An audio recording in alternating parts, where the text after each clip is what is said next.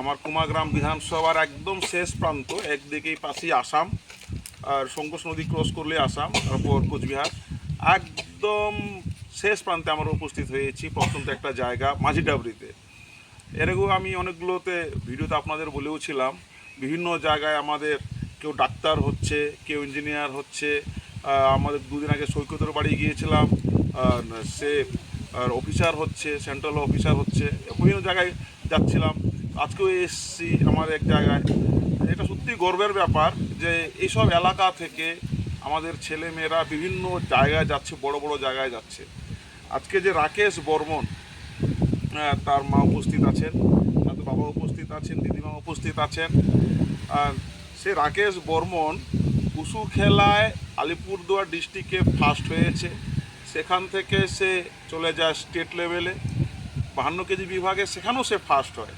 এবং পরবর্তীতে এখন সে আছে সেন্ট্রালের কম্পিটিশানে, সম্ভবত তেলেঙ্গানায়।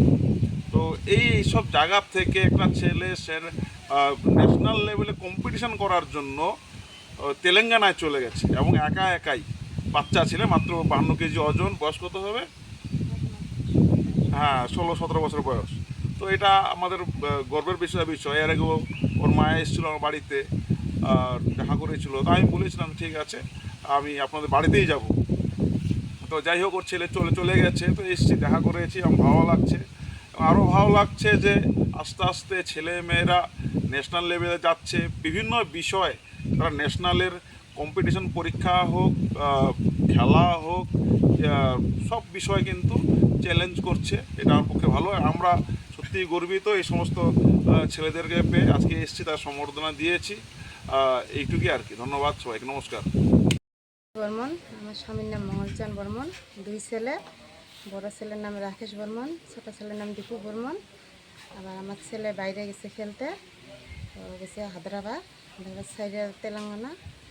কিন্তু আমরা সবাই যেতে চাইছি, কিন্তু কোনো জায়গায় পাই নাই।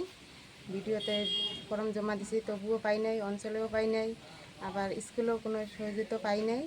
না পাইয়া তারপরে মনোজদার কাছে গেছি, আমাদের এমএলএর কাছে। পরে এমএলএ অল্প সাহায্য করছে।